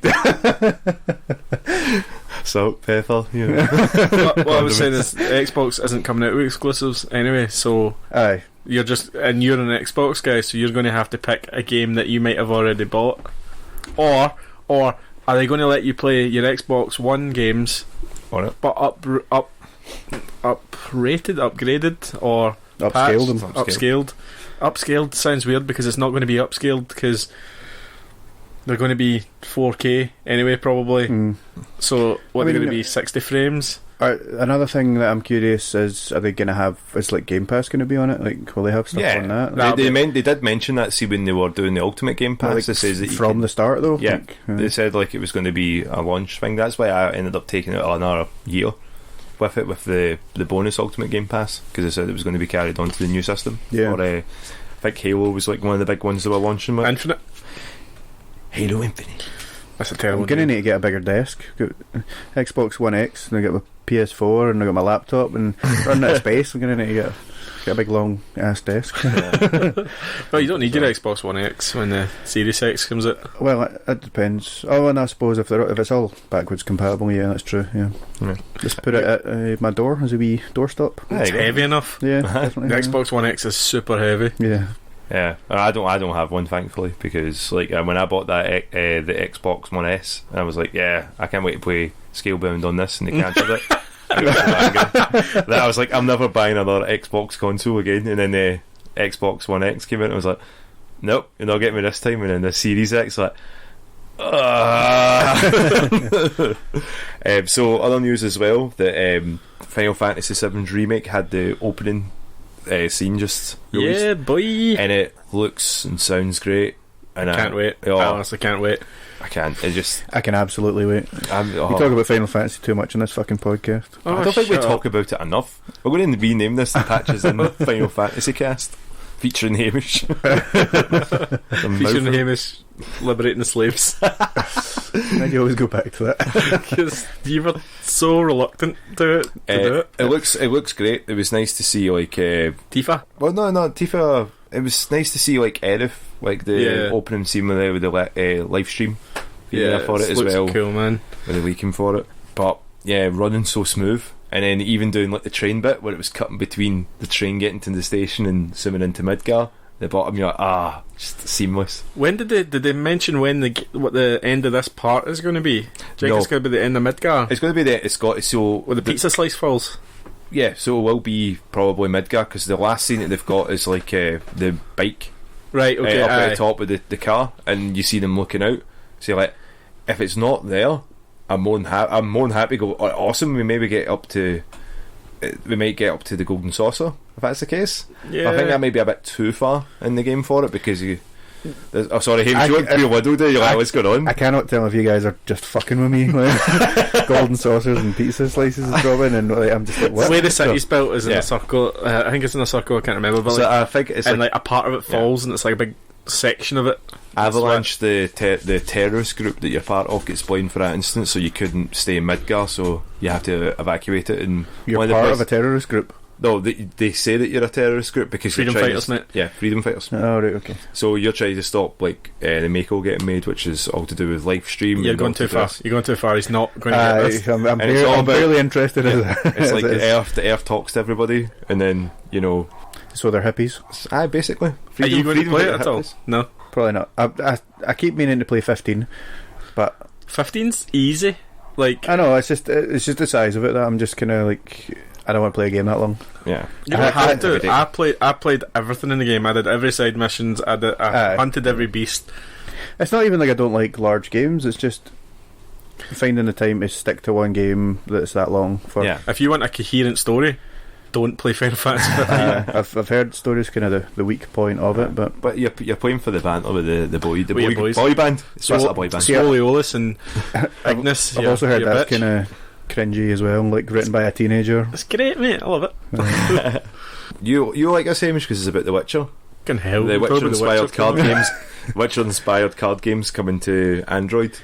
Gwent, nice. Yeah. Would you get an Android phone now? No, got an iPhone. It probably come out to iOS, I'd say. There's been a Gwent game. No, has it on the phone? I know they released a game, like a solo Gwent game on consoles and stuff like that. Yeah, because I remember you were telling us, and I'm like, why don't you just play the main game and just play the game inside the game? And you're like, no, that's stupid. And I was like, what? It's so ridiculous sometimes. Like, if you ever play Witcher 3, like, you'll notice this as well. Just pure serious moment, like, oh, so I found the person that killed your partner. But, like, you can play Gwent with random strangers, so you just be like, oh, I'm so sad, and it's like, how about a round of Gwent? You'd probably relate it with Final Fantasy 8 with like fucking triple triad. Like, oh my god, the world's about to end. Dun, dun, dun, dun, dun, dun. I love that music, man. Hamish, have you seen the Witcher Switch game? The Switcher? Switcher, not The Witcher 3, but it's like a story. I actually haven't. Thronebreaker or something like that. I saw it when it came out like last year on the Xbox and stuff like that, but it's. I never even knew this game came out. It wasn't type very. Of game is it? It's top down when you're moving about, and then I think it's like I think it's kind of like a turn-based battle type thing. Yeah, strategic. I think I looked at it and I was kind of like. I mean, it's Witcher, I'll probably like it, but also it's not my usual type of game. Is it top-down grid-based? No, it's like top-down when you're running about. Right. Like when you're actually kind of exploring the level and stuff like that, but I don't think that the combat is like that. No, I just want to know if you liked it. Sorry to take you out of the most entertaining podcast of all time, but we're just going to let you know that our podcast is on Podbean, Apple Podcast, Google Podcast, and we also upload every podcast on our YouTube channel, youtube.com/patchesin. We're also on Instagram at patchesinofficial. We're on Twitter at patchesin, and our Facebook page is facebook.com/patchesinofficial. You can also visit us at our website, which is www.patchesin.com. And if you want to email us with any questions or comments, it's patchesinofficial@gmail.com. That's patchesinofficial@gmail.com. Thanks, guys. Thronebreaker, it is an RPG game. I think it came out in 2018. Like, it was a while ago on like PC, Xbox, PlayStation, but it is getting re-released on the Switch. Getting re-released on the Switch. You do get like a wee army. You build up units and stuff like that, and then I think there's bits like puzzles where it's like a kind of card game. So it's kind of, I don't think it's quite Gwent, but you know the card games, like the new Lord of the Rings card games and stuff like that, where you get points and you attack with each card and all that kind of thing. Or like Tekken. Stuff like that. Like, I think there's a bit of that in it as well, but I've not actually played it, but I probably will pick it up eventually just to scratch that Witcher itch. Witcher itch, that sounds like a Witcher itch. Yeah. So it's like an RTS then? Real-time strategy? Kind of, yeah. I know what an RTS is, mate. I'm explaining it. We played Age of Empires when you were away. Were you playing any RPG games then? RPG games, mate. Last bit of news then. as well that Disney's invited a lot of game developers to get creative with their IPs. See, because of the Fallen Order, I think it was a big success. A lot of it, what I've been reading up on, it was saying it was to do with like Fox getting the merger with Disney. Probably helped with like their big increase for it. But supposedly it's they're more open for people to have a. Oh, so creative people would be creative then. So is that because Respawn did so well with Fallen Order when they kind of had the reins? Yeah, Disney are a bit more willing to. They're like, yeah, well, we'll see what we can, like, let a wee bit more experimental rather than just do this standard copy paste. Cookie cutter shit that they know will make money. Like. What's crazy about that is Fallen Order isn't super different. No. Like, I would have expected a Fallen Order last gen.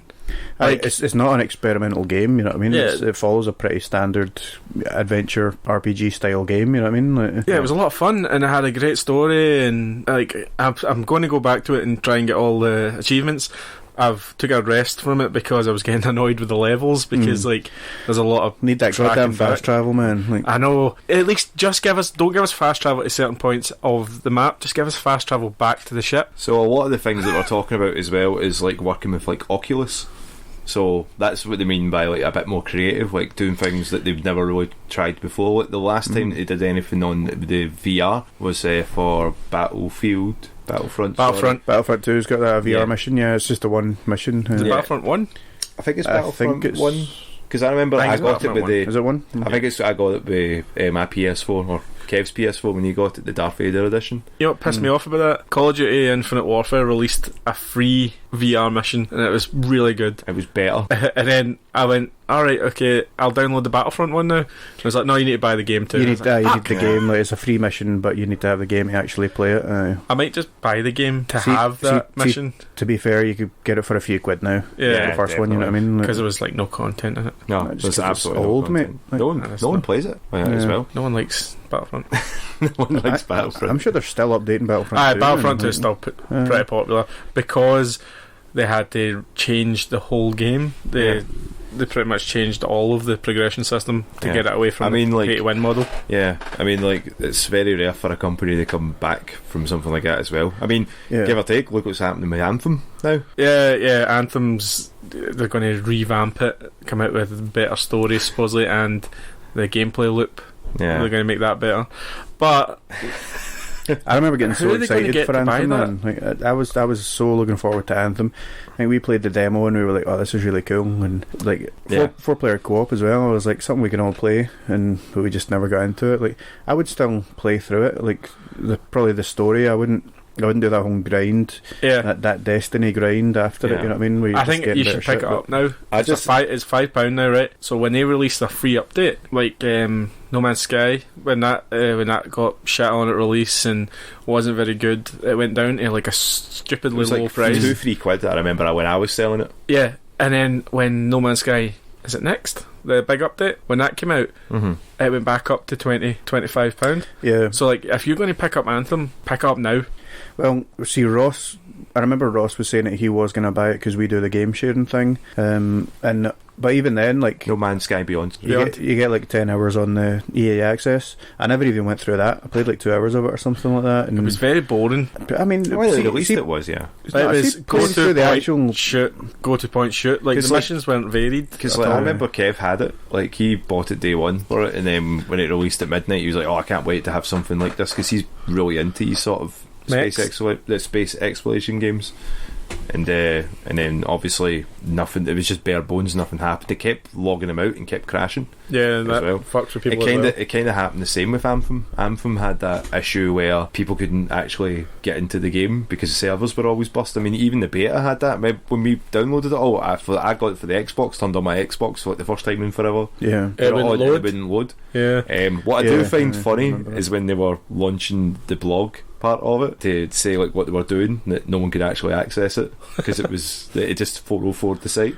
So Katie Huston's just like, fuck, just this is all I need. Have you seen the BioWare's ex-lead writer developer guy has moved on and said that it became too corporate and has took a lot of the talent from BioWare to create a new studio? Yeah, which makes you think that BioWare now is no longer the BioWare of Mass Effect. It's not the BioWare of Dragon Age. And I think in the next 5 years, BioWare will be shut down. I don't think BioWare has been BioWare for years. I think since the end of Mass Effect 3. I'd say Mass Effect 3 was the last sort of hurrah, and even at that, it had issues.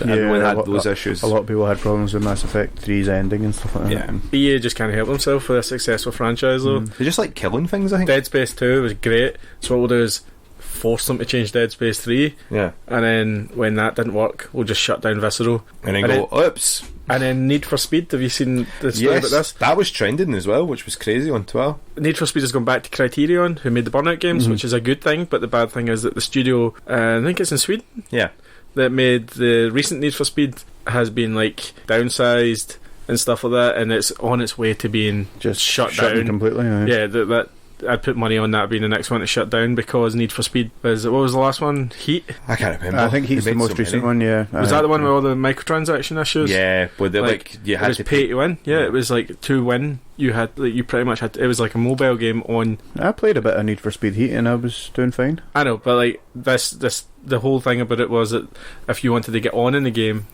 you had to buy the loot boxes. You had to be to like even get rank up or your engine tweaks and tuning and stuff like that. It was designed for you to put money into it. Yeah, and it was basically like a 2K move. It was basically. But horrible. The game was unsuccessful because of this. Yeah, I mean that's fair enough. It's most games with microtransactions do become unsuccessful purely because of that. Because people don't want to pay £60 to then pay more to win. So it'll be interesting to see what happens with Anthem. I mean, like again, as we said, it was quite fun. I know we're back to Anthem now, but the EA just keeps shutting down people. Yeah, it'll happen. No, but I mean, Anthem is basically BioWare EA anyway, so it's going to be. I think it might be the last hurrah. There's never going to be another Mass Effect from BioWare. Oh no! After Andromeda didn't live up to expectations. I don't think it was going to be anyway. No, there was. Andromeda was going to be the start of a new trilogy. Oh really? Huh? Yeah, that's what they said it was going to be. And there was a whole plan for DLC. Like there was going to be loads of DLC. I remember they scrapped the DLC, but even Andromeda doesn't feel like a Mass Effect game. No, it's because it's new writers and new it's developers. French as well. It's Montreal. Just because it's a completely different Canada. Yeah, French Canada.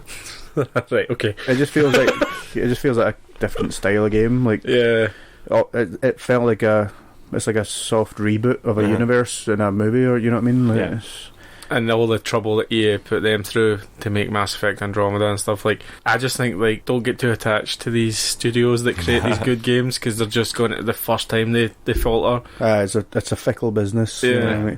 But thinking about it, they probably should have just called Mass Effect Andromeda. Yeah. They shouldn't have tried to tie it in with a Mass Effect series. Like, obviously they did it because people will go, "Oh, I like Mass Effect games, I'll buy that." Yeah. And there is obviously, I mean, it's the same thing we were talking about Harley Quinn and stuff like that. You're going to put a name that's there that so people will buy it, but then like the Joker, you might piss off people because it's not what they expected, but at the same time you're wanting to try and make as much money as you can. Dragon Age dead now as well. No, I think that's their last attempt. Are they making a new one? Yeah, 2021 for the new Dragon Age 4. Inquisition wasn't well received, was it? No. Well, I think it was. It won a lot of Game of the Year awards and all that kind of stuff. It's basically the same as Andromeda. It's a Dragon Age version of Mass Effect Andromeda. Right. And it's not lifeless. It's just too much to do. Yeah. It's massive worlds, man. Is it not like a lot of busy work too? Aye. It's like fetch quests and stuff like that, and that's that mid 2000s problem in it, when all the open worlds, like just mid 2010s, where all the open worlds just became like a map with points on it. Yeah, and you just had to clear Just Cause is like, that's all I can remember. Cause I played 3 and then I started 4 and I was like, oh, you know what, I can't be fucking bothered with this. Far Cry as well. See, to be fair though, Inquisition, it was my fault that I stopped playing that, because I found a cheat and I levelled way up, and now I'm just like killing things in one hit, and I'm like, you know what, this isn't even satisfying. I have ruined my own challenge. I wouldn't have went back to it anyway, like eventually, because it's the same with Mass Effect Andromeda. There's just too much, man. Like, and I love sinking my teeth into a big long game sometimes, but there's a fucking limit, you know what I mean? Yeah. Like sometimes I'm just like, nah, I'm just gonna stop playing this game and spark a weekend instead. There we are. Wow. Well, nice wee segue over to games if you want as well. For that. I was going to say, segue. Hamish's last point is one of the points I'm going to make about Kakarot. Oh, go ahead. So I'm now 24 hours into the game. You put a day into the game. I like it now. Aye. I like the game now. You don't want that day back? No. No. Go up and get Shenron and wish that day back. There is hardly any busy work in the game. There is side missions, right, but there's only like a handful at a time, and they're entertaining. Yeah, because as I said, like there's a lot of things with like lunch, and you find out about the Beastmen. Yeah, I just did the Beastmen one last night. I think we explained it to you before, Hamish. Like, yeah, I probably wasn't listening. Yeah, I don't know why I explain it again, but like the Beastmen one, and it adds a bit of extra lore. Yeah.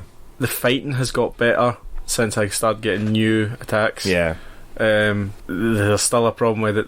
If there's 3-on-1, they just rush you. Yeah. And you can't get away. But the game still looks really nice. Is that not kind of... See, I find that kind of refreshing. I hate when you play a game and this, like... people take turns attacking you. See, like the Arkham games, and you're fighting like 20 thugs, but only one will hit you at a time, and it's like, I'm pretty sure, if you were actually in a fight with Batman, you would just be like, just everyone go for him right now. Like, yeah, you can't stop us all. That's the only way to beat him, you know what I mean? But everyone's dog pile. But everyone's so polite and like, you broke his neck. Right, you punched Eric right in the throat. I'll try it now, right? You guys wait, right? There was a mission in Dragonball Xenoverse, right? Yeah. Which is kind of like Kakarot, it's like an RPG as well. And it was the one side mission I had to do to get this achievement. See, before you say it, was it Vegeta, Trunks, and Kid Trunks? Yes. Oh my god. Right, Hamish, right, you'd be attacking one of them, right? And then like you'd hear them shouting an attack, because that's what they do in Dragon Ball, they shout their attack names. Right. And you're like, that's coming from below me, and then so you'd like try and dodge to the left, and then you'd hear Vegeta shouting his attack, and it's like, that's from behind me, and like they just like chase you, and the AI must have been good or really terrible, because like you'd be like, oh, I'm doing good, and then all of a sudden you'd hear Trunks from below you shouting the attack name, you're like, fuck. Yeah. Like, you were getting hit, no escape. Just getting hit. There was no escape until I over leveled. Yeah, I just went back in and fucked them up. Yeah. Well, you got one of them down. It was a bit more. You had tolerable. to get Vegeta down, because all you did was final flash, and then the whole screen would go yellow and you'd die, and you're like, fuck. That's very final. For it as well. But that's the same sort of feeling you'd get with Kakarot. It's overwhelming for it when it's free. When it's 2, again, it's a bit more manageable when you're against Juice and Butter. Yeah. They were a bit easier. Jason better. The other thing with this game is there's no point in the levels. No. Like, there's no point in having you building your strength, because you don't get enough XP from side missions or battles outside of the main missions. So you never really level up from them, but when you defeat the main enemy, you get loads of XP that brings you up to the level you need to be for the next guy. So there's no point. Yeah, you may as well just be at a certain level and use your skill. Aye, they just make it harder and harder. So that's weird. Like, because I'm at level 50 now, but at the end when I fought the androids, I was at level 35, say. So when I beat the androids, they gave me enough XP to get up to the next bit, which it doesn't make any sense. There's no point in that. Arbitrary number. Yeah. Like, there's no challenge to get try and to that. show you that you're getting some kind of progression, but there's no real progression, because you're just giving it fake progression. Yeah. It got better once I realised I didn't have to collect every single orb. Yeah. As well, because when you open the map, I told you there's just lines of orbs everywhere. Yeah. And my brain went, right, collect them all. Yeah. It's like, no, I don't want to turn into Ash Ketchum over there. Yeah. Got to collect all those orbs. It felt like Crackdown. I actually honestly did. I remember just like going, oh my god, my eyes hurting, just like, but do you know what I really enjoy? Exploring the maps to see where the things are in the Dragon Ball universe, like Grandpa Gohan's house, the wee cities and stuff like that, and Upa's camp and stuff. Like, all that's really cool. And the stuff from Dragon Ball too. Like, was it accurate? Have they planned it out? Like, I think they have. I think it's accurate. See, the thing is with Dragon Ball, he's never really drawn a map. He just fucking makes it up as he goes along. Yeah. They've done their best efforts to make it. And it's pretty good. I'm going to get all the achievements for this, and then I'm going to go back to the Goose game, Untitled Goose game, and try and get all those achievements. I'm on an achievement thing right now. Yeah, to get that gamer score up. That's the way I feel like I've got my money's worth. Mm-hmm. If I get all the achievements and I feel like I've done the game, then that's it. I'm fine. Yeah, I mean, I think I've said this before, but there's been games that years and years old games. I've just thought, you know what, I'm just going to jump on that and finish off these achievements. And I think a lot of people are like, oh, there's no point in gamer score. it's a stupid number. It doesn't mean anything. And yeah, I know it doesn't mean anything, but it means zero. Aye, but like I've literally put more hours into games that I've spent 40-50 quid on purely to get achievements, and to me it's just like it's getting your money's worth. So I won't go out and buy, like, I watch YouTubers, and I've seen a YouTuber that like buys like 2 hours games, 1 hour games to get 1,000 gamer score. Avatar and King Kong. I've got Avatar and King Kong back in the 360. Remember we got them. Yeah, but like there is specific studios or developers now that make these little stupid games that are an hour long, that are easy to complete with 1,000 gamer score for the people that are craving 1,000 gamer score. I think we follow someone on our Instagram, and his shtick, his thing is just to finish games and get 1,000 gamer score, and they're all games I've never heard of before in my life. That's the thing, like a lot of my games that I play to get the gamer score are games I want to play. Aye. Like they aren't, I'm not trying to inflate it. I've actually got quite a low gamer score compared to a lot of people because I went on to PlayStation for a long time. Yeah, but there was a time when I was just hunted gamer score, and I used to basically in America and Netflix you can order DVDs that come out to you and stuff like that. Yeah. Like we don't. Boomerang, I think, is the only one that's down here in the UK. Aye, but this was Love Film. Because it was years and years ago. They eventually stopped doing games. It was pre-Netflix. Aye, they eventually stopped doing games, so let's stop. But I used to I used to do that as well. So I stopped after they just basically went, "Nah, we're not doing games anymore." Because they used to do 3DS games and stuff like that as well. They were really good service for it. But I was just getting the Xbox games, and the plan I had, you could get 3 games at a time or something like that. And I would literally just kind of look up what's a quick game to finish, an easy gamer score game. I just get it, bash it out in an afternoon, and send it back and get another one. And then we'd play the game. Do you know what ruined it for me? The gamer score, for gamer score games, it was King Kong. I really, really hated that game. I thought the game was alright. I mean, it wasn't amazing. I thought it was really boring. I wasn't expecting much going in. A movie title game, yeah. It was kind of the same as Terminator Salvation. Yeah, they had a movie game tie-in, and again, I thought it was okay, but the achievements in that were just finish this mission, then this mission. It was literally just if you just finished the game, you would get 1,000 gamer score. You know what I mean? Have you played the latest Terminator game? It had really good reviews, and everyone was raving about it. But I think it's digital only. I can't find it in any of the. I didn't even know there was one. There is. There's a new one. Yeah, because Jim Sterling came out and said it was amazing. Okay. He said it was very good. Wait. I have seen that actually. Yeah, because I remember looking at it in the store, and it's 4 or 4.5 stars or something like that, rated, and I thought, surely not a movie game. That's what everyone thinks, especially a Terminator game. Cause Oh mate, but see, back in the arcade, the T2 game, yes, I loved that. That was fucking awesome. Arcades are different. I can't wait till I buy a house eventually when I sort my life out. And you're 40. Because I've said to Sinead, can I have an arcade? And she was like, outside the house, so I need to build a garage and a man cave, mate. So I don't have to talk to her or live with her. You can have a house, an outside house outside your actual house. Yeah, that's the thing. But I don't think I'd buy loads of arcades because it's expensive. I might get an emulator one, mate. Yeah, a MAME. Yeah. What about yourself, Hamish? What have you been up to game wise? I've been playing GAT Straight Out of Hell, which is a standalone expansion for Saints Row 4. Right. I don't know if you've played the Saints Row games. Yeah. Is that the one with the couch with the minigun in it? It's like a sofa seat, but it's got 2 miniguns, 2 You're sitting on Gatling guns. Oh shit! Is he the angel? I don't know. Oh, is it the devil? I've played this game really drunk before. So and those are the Saints Row one. GAT was a mainstay. Everyone loved GAT. I think it was Saints Row 3 that they killed him off, didn't they? Yeah, they killed him off in 3, but then in 4 you bring him back. Somehow you clone him or something like that. I can't honestly remember. You take him back out of hell, and he's got the angel wings. And stuff. But you get him back, and this is a standalone expansion, and as if it couldn't get any more fucking ridiculous. The Saints Row 4, you get abducted by aliens, and when you're actually running about in the world, it's like a simulation. And you need to take over so many things to get It's basically a Matrix, isn't it? Aye, yeah. I love how they gave up the GTA clone thing. They gave it up and went, let's get weird with this. See, the thing is, it's obviously a satire of the GTA games, which are already kind of a satire anyway. They're not full on parody, ridiculous, but they're a bit tongue in cheek, Yeah. So yeah, they could only get weirder. But yeah, this is basically your character, which I thought was quite cool. Your character, if you've got a save file, even though it's standalone, so you don't need to don't even need to have the game Saints Row 4, but if you do, it'll take your character into the cutscene, and at the start of it, you get like a Ouija board, because it's Halloween or it's a birthday or something. It's someone's birthday, and you're playing with a Ouija board, and your character gets sucked in to hell, and then you play as either Johnny Gat or Kinsey. Like, you can do the whole thing in co-op as well, which is quite cool. Yeah. But you literally just go down to hell, and it's.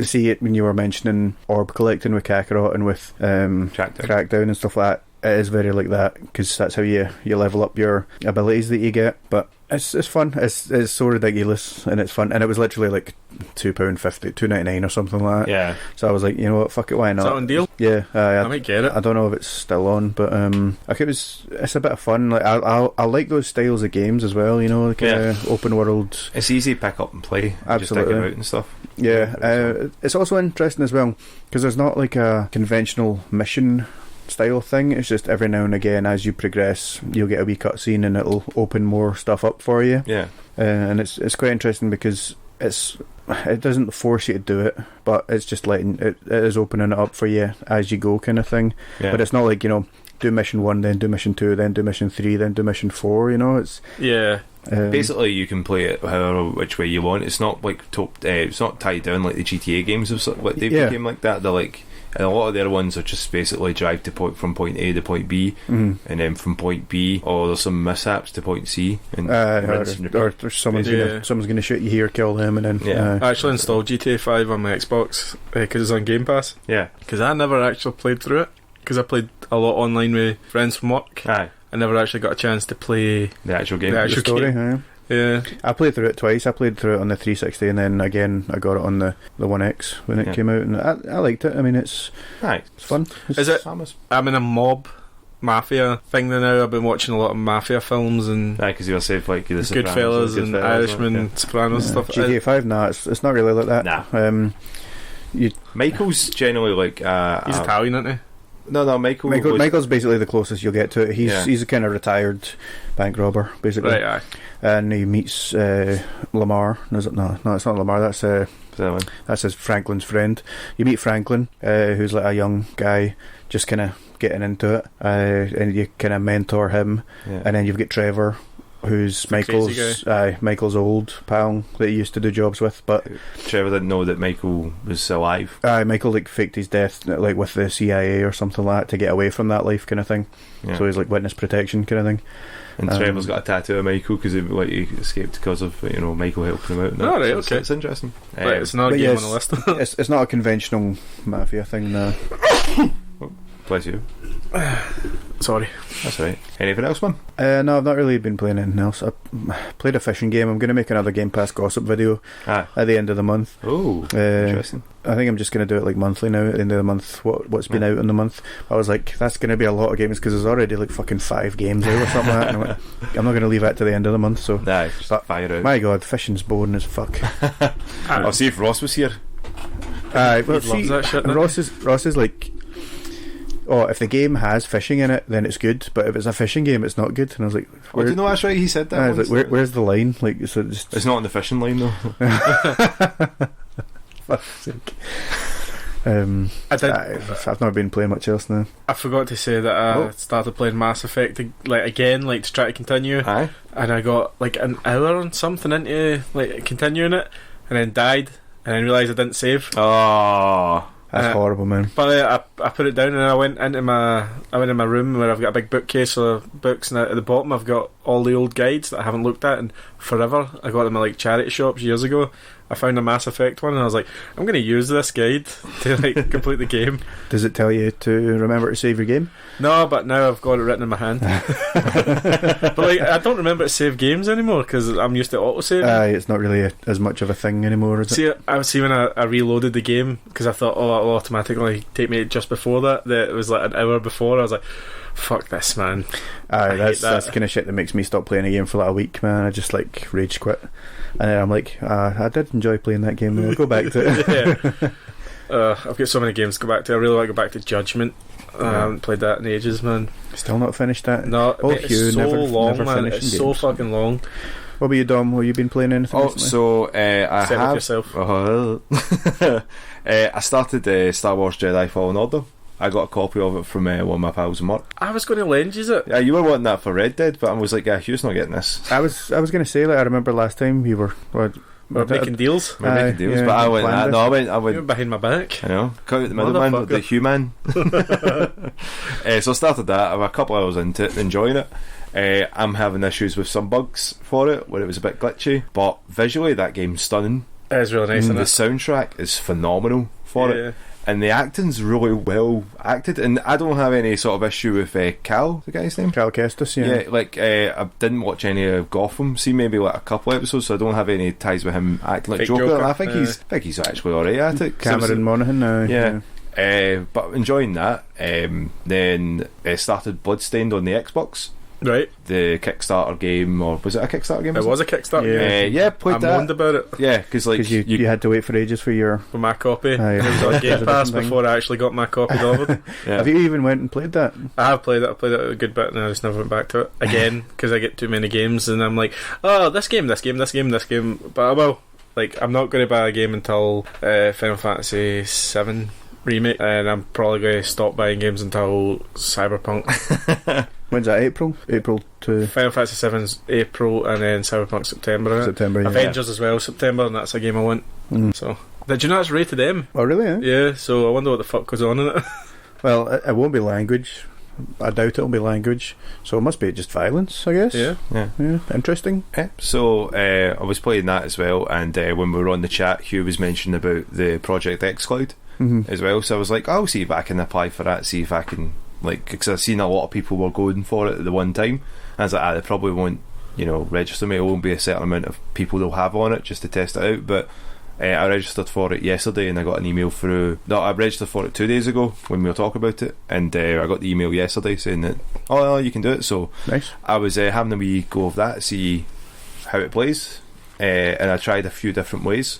Tried it on the internet in my house, and then I used my mobile data. From my phone hotspotting it and see if there's any big differences between it. So I tested 2 games. Bloodstain was one as well. The other one was Devil May Cry 5, just to see the latency issues that we'd have with it. In the house, it didn't happen that much, but on my mobile data, Nero just stood there and then suddenly started jumping about and all that. I was like, some issues. You said you had issues with the input lag, didn't you? Yeah, I put it on Instagram. I started playing it in the house with my good Wi-Fi, so it was like right next to the router, 350 meg, and I was playing Halo online just to test it out because I knew there would be issues with input lag. Yeah, and it was ridiculous. Like, it was a full second. Like, I would press jump, and then I would wait, and then I would jump. But then, like, if you're trying to fight other people a game online, like that, you can't have input lag on a game like that. Same with like what I felt with like Devil May Cry, especially a game like that where you're needing to have that rhythmic thing. You can't have any delay for it. Bloodstain didn't feel as bad, but still had like an effect. It was like 1 second the screen would just sort of, a line would just go down it. Yeah, like a horizontal line would just sort of refresh it. So I was like, I don't know if it's them still just like tweaking out some things just to see how it works, but you can use basically any controller onto it. So I was playing Xbox games with my PS4 controller, and it seemed to auto-map it quite well. It's the same buttons. Yeah, so it was interesting to see that. And did you have sound issues? Yes. It was like crackling. Yeah, when I first started up, I put my headphones in, and like it just started like it was just interference and crackling, and I was like, is this my headphones or is this the app? Or like, so I'd shut the app, put on YouTube, headphones worked fine. So I had to keep shutting the app down and opening it, and eventually it started working. Yeah. But like, obviously, this is a preview. Yeah. So it's not all worked out. You need to give it with a pinch of salt. But yeah, because they looked for a lot of feedback once I played, because I played for about 20 minutes. Right. Is there any way on the app to be able to check like your latency, do a speed test or anything like that? Nothing yet. No. What it is just got a signal at the top right hand corner that sort of gives out like if it's still got a connection or a disconnect, which I seem to have been disconnecting quite a lot when I was in the house. But when I was on mobile data, I didn't seem to have any disconnect. But yeah, I had a lot of latency issues and all that. So it was really strange. So I don't know if it's them still trying to work out the kinks for it. Yeah. Has it got a release date? xCloud, no, not yet. This is just a preview, but this, like, see if they work it out where the latency isn't as bad and the app's a little more functional, it would be a good secondary, like saying, I'm going to play my Xbox like when I'm out, but it's not going to be the way you want to play games all the time. Nah, I mean it's when you're away and stuff like that. So say like I'm away down for like some training. The Manchester, it'd be good to have something like that on the train. I mean, it's be kind of like the Switch. Like, ideally, you'd play it on your big TV, but you have the option of playing it on mobile. The go. Yeah, it's good for that. But I do like the idea of it. Like, it's slowly making this is slowly getting there for it. So what I'm thinking is, once if 5G is a big thing.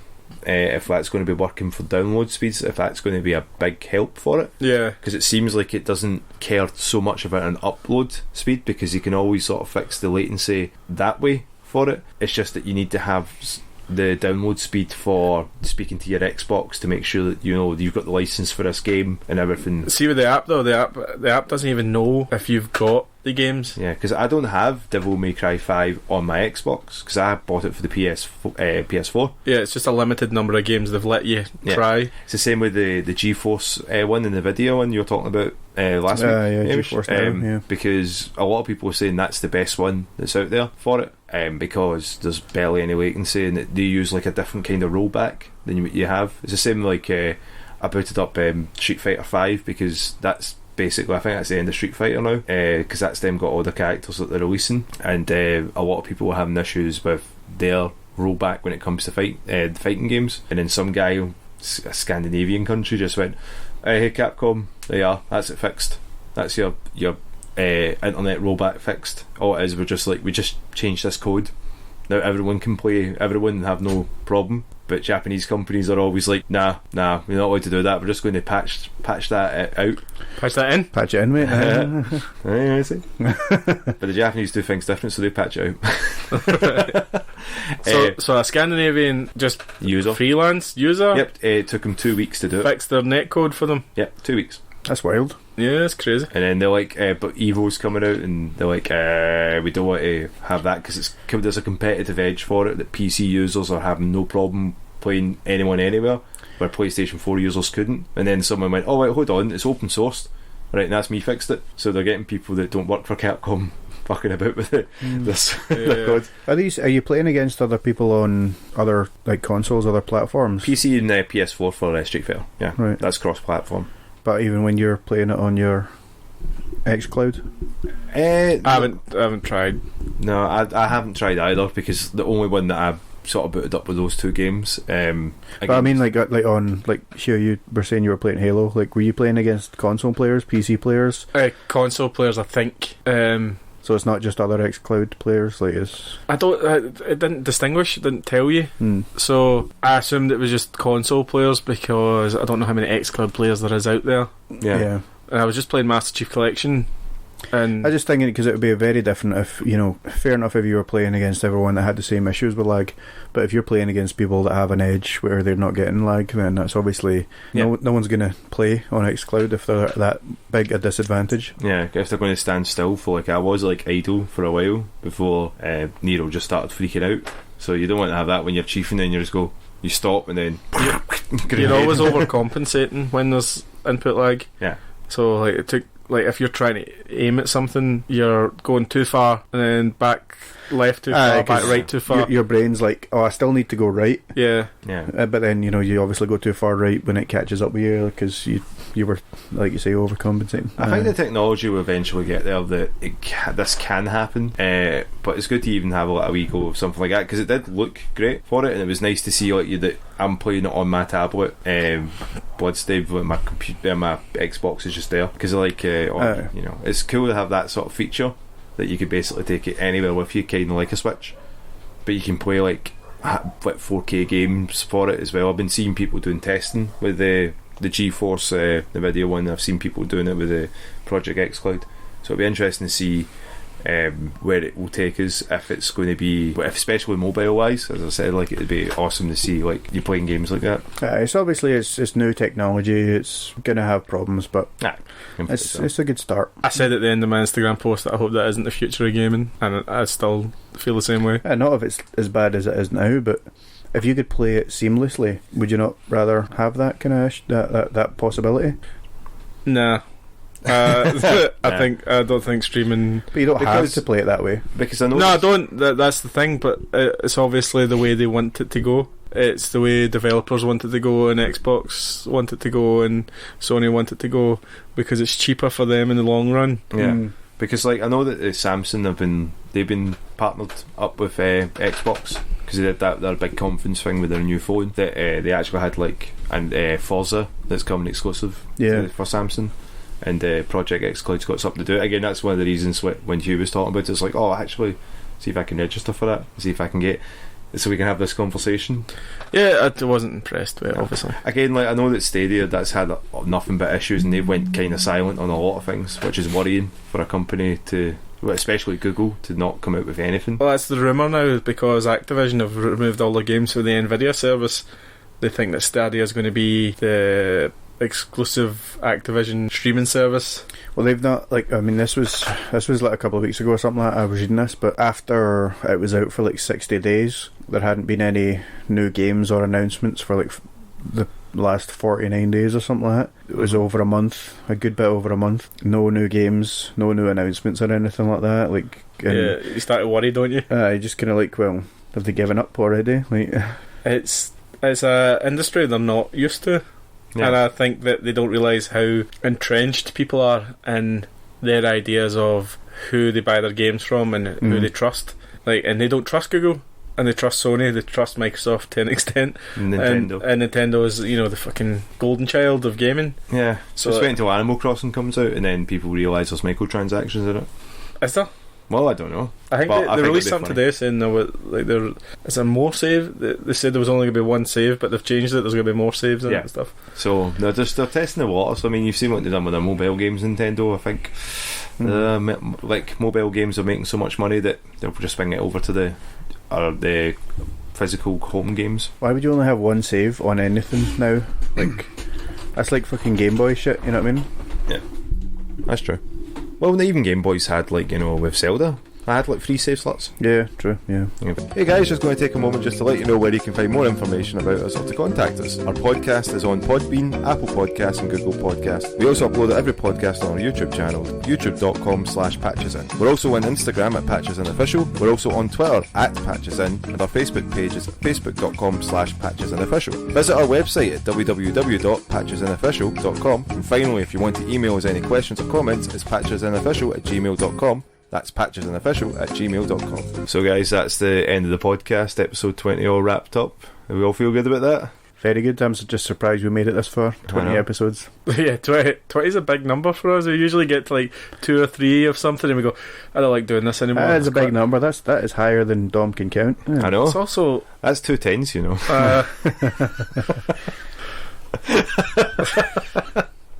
Right, I've got to go do important stuff now, so... Not talk to us anymore? No. Right, that's a goodbye from Hugh. Bye! And that's a goodbye from Hamish. Bye everyone, thanks for listening. And that's a goodbye from me, Dom. See you later, guys.